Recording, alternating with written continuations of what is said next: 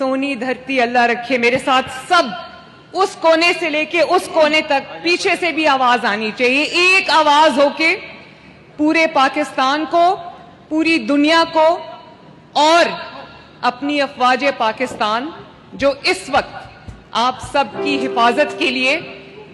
Borders पे मौजूद हैं, उन सबको हमें ये पैगाम देना है कि पाकिस्तान के नौजवान, बच्चियां, बच्चे सब उनके साथ खड़े हैं।